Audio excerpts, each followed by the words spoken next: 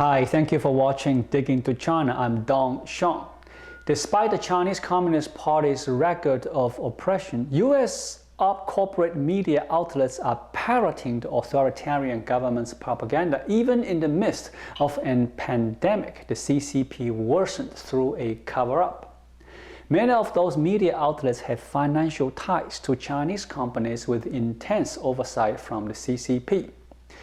These American companies naturally become defenders of CCP's policies and spreading its propaganda. They are much less likely to challenge China's human rights record or unacceptable demands such as technology transfer. Below is a breakdown of financial ties between major U.S. media organizations and the CCP, thanks to Chrissy Clark, a former staff writer at the Federalist. The New York Times. Mexican billionaire Carlos Slim owns 17.4% of the New York Times through the company's Class A shares. As the largest shareholder, his investment allows him to vote for approximately one-third of the company's board. In 2009, Slim loaned $250 million to the New York Times Company, the parent company of the New York Times. That same year, Slim purchased 15.9 million Class A shares of the company. Slim has regularly conducted business with Chinese companies with overt ties to the CCP. In 2017, Slim's Giant Motors joined ventures with China's JAC Motors and began manufacturing cars in Mexico to sell in the Latin American market. According to Bloomberg Law's publication, Slim's company America Movie is teaming up with CCP telecommunication giant Huawei Technologies to pitch a 5G pilot project to the Colombia government last year. U.S. government has banned the use of Huawei's 5G network. Slims may not sit in on Times editorial meetings, but all the paper's leaders certainly know who is funding their salaries. The Washington Post. In 2013, Amazon CEO Jeff Bezos purchased the Washington Post for $250 million in cash. In January 2016, Bezos laid out a new business plan for the Post aimed at incorporating more technology. Bezos has direct ties to the Chinese business market, which is regulated by the Chinese Communist Party. According to Newsweek, the production of Amazon's most popular products, including the Amazon Echo and the Kindle e-reader, take place almost exclusively in Chinese factories. Bezos has long tried to expand Amazon in the Chinese market as well. Bezos also backed a treaty between the United States and China, allowed technology companies to increase business with China, and provided a framework for U.S. tech companies to invest more in the Chinese economy. After years of business in the Chinese market, Bezos' ties with China are now evident in the Washington Post's advertisement section. When you purchase a Washington Post subscription, it comes with an advertising supplement called China Watch. According to Mark Hemingway at the Federalist, the Post's China Watch supplement is courtesy of China Daily, a Chinese state-run media organization. The Washington Post openly accepts money for advertisements from the CCP and distributes its propaganda. CNN. CNN is now owned and operated by Warner Media, which has significant financial and institutional ties to the CCP. In June 2013, Warner Media announced it had forged a partnership with a Chinese investment fund to the tune of $50 million. The funding would directly invest in the China Media Capital CMC, a media company with oversight from the CCP, meaning it is subject to censorship and other demands to push Chinese propaganda. Warner Media considers China a partner in their economic and cinematic ventures. Warner Media Chairman and Chief Executive Jeff Bezos said this, quote, Increasing our global presence is one of Time Warner's strategic priorities, and China is one of the most attractive territories in which we operate. But it's complex. This alliance will give all our businesses a savvy and accomplished partner." Unquote.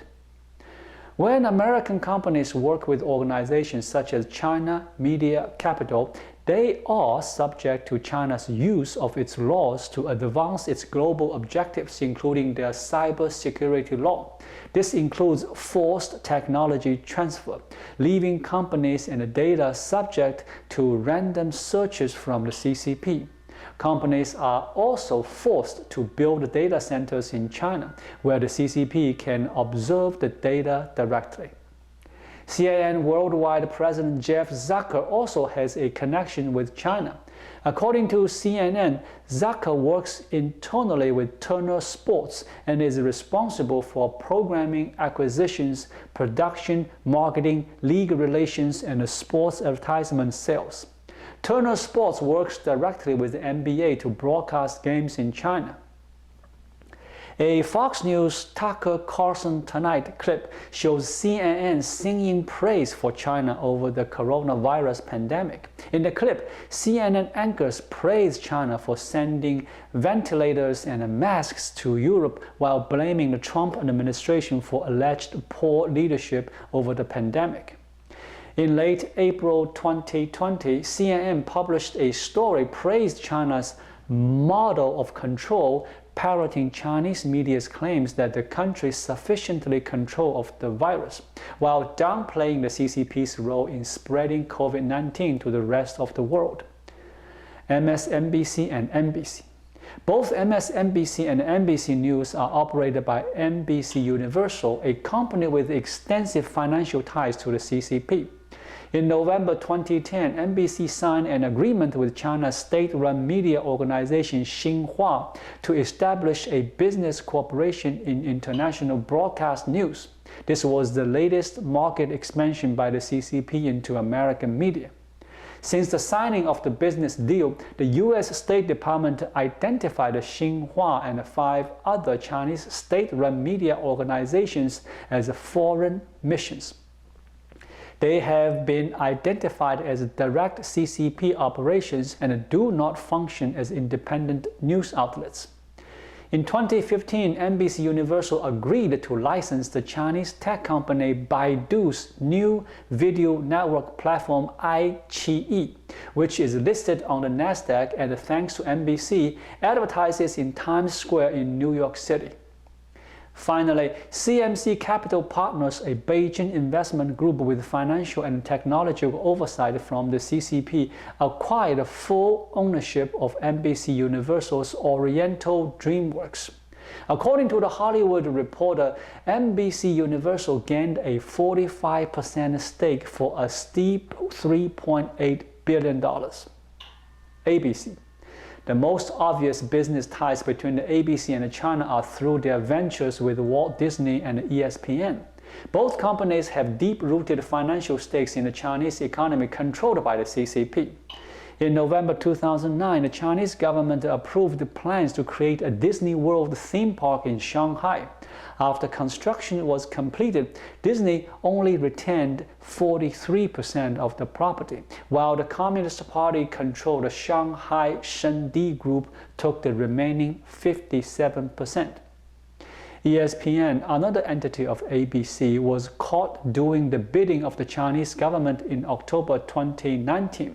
When the NBA controversially refused to denounce the CCP, ESPN stood with the NBA to keep financial revenue on track for the 2019 fiscal year. ESPN's senior news director reportedly instructed the staff to avoid discussing Chinese politics or Daryl Morey's pro-Hong Kong tweet. ABC's cozy relationship with China also translates to the way China is portrayed in the American box office. This is best exemplified by Disney's relatively new release of Mulan. To maintain access to the Chinese market, where profits are huge, American film companies like Disney censor their work before or after production to appease the CCP. Senator Ted Cruz, Republican from Texas, introduced legislation which cuts off Department of Defense assistance to any U.S. movie studio that allows China to censor their content. The bill is called the Stopping Censorship, Restoring Integrity, Protecting Talkies. Hollywood films commonly work with the Pentagon and the Defense Department to use American assets for props such as jets, tanks, and naval bases. Cruz's script legislation would only allow the Defense Department to contract with companies that do not allow China to censor their content. Bloomberg. New York City Mayor Michael Bloomberg and his company Bloomberg LP are heavily invested in China. Bloomberg LP sells terminals to their website through the Chinese market and helps finance Chinese companies by sending billions of dollars from U.S. investors to the Chinese bond market. Bloomberg LP supported 364 Chinese firms and directed approximately $150 billion into their bond offering. Of these companies, 159 were controlled directly by the CCP. According to NPR report, Bloomberg killed an investigation into the wealth of CCP elites. Correspondent Mike Forsyth focused on exposing Chinese President Xi Jinping's ties to the country's richest man, Wang Jianling. When the story was ready for publication, founding editor-in-chief Matthew Winkler told Forsyth he was crushing the story to avoid angering the CCP. After the story was squashed, the company threatened to sue Forsyth and his wife if they spoke out about Winkler killing the story. Mike Bloomberg himself has been a CCP apologist. He's personally lobbied against President Trump's trade negotiations with China and applauds the CCP.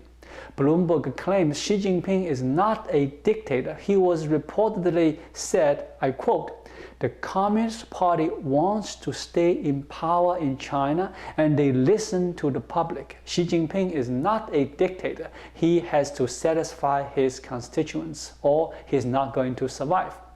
Mr. Bloomberg, Xi Jinping was not democratically elected. He does not have a constituent. Examining these financial ties may explain why China is receiving such glowing coverage during a pandemic of their own making. Thank you for watching. Please leave a comment and subscribe to my channel. Just click the subscribe button right here. I'll see you again shortly.